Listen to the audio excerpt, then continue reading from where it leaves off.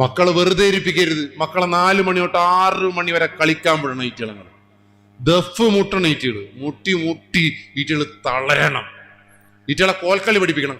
അങ്ങനെ മുട്ടി കോൽക്കളി കളിക്കണം. ഒന്ന് പാളിപ്പോയാൽ കൈ അടിച്ചൊക്കെ പൊട്ടു. അതുകൊണ്ട് പിന്നെ ശ്രദ്ധിക്കും. ശരിയാണോ? പെൺകുട്ടികൾ ഒപ്പന കളിച്ച് തകരണം.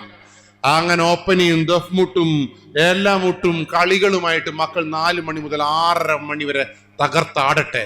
വേർത്ത് കുളിക്കട്ടെ ഈറ്റുകൾ. അങ്ങനെ വീട്ടിലേക്ക് വരുമ്പോൾ പാച്ചവെള്ളത്തിൽ അങ്ങ് കുളിപ്പിക്കുങ്ങൾ. പാച്ചവെള്ളത്തിൽ കുളിപ്പിച്ചിട്ട് ഇഷ്ടം പോലെ തിന്നും കൊടുക്കുങ്ങൾ. ഇംഗ്ലീഷ് ബുക്ക് അവിടെ തുറന്നവിടെ വെച്ചു കൊടുക്കുങ്ങൾ.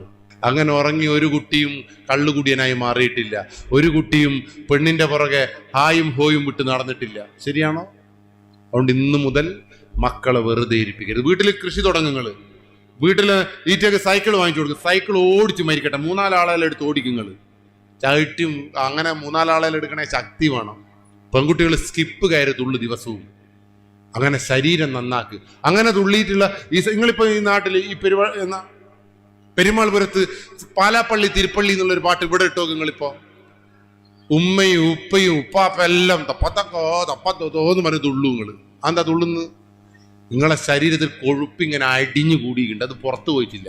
എന്നാൽ 4 മണി തൊട്ട് 6:30 മണി വരെ ഗ്രൗണ്ടിൽ കളിച്ച ഒരു ചെക്കൻ, ദഫ് മുട്ട് ശരിയായി പ്രാക്ടീസ് ചെയ്ത ചെക്കന് ഈ പാലാപ്പള്ളി തിരുപ്പള്ളി എന്ന് പറഞ്ഞാൽ അനങ്ങുവാൻ പറ്റുമോന്?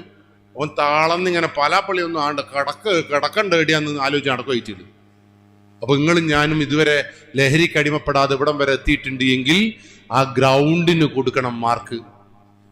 അറിയാതെ കളിച്ചും ചിരിച്ചും വളർന്ന നിങ്ങളാണ് ഈ നാട്ടിൽ മാന്യമായിരിക്കുന്നതെങ്കിൽ ആ അവസരങ്ങൾ മക്കൾക്ക് കൊടുക്കണം. എനിക്ക് മഹലിനോട് പറയാനുള്ളത്, നമ്മളെ മക്കൾക്ക് വേണ്ടി കളിക്കാനുള്ള ഇടങ്ങൾ നിങ്ങൾ ഉണ്ടാക്കി കൊടുക്കണം.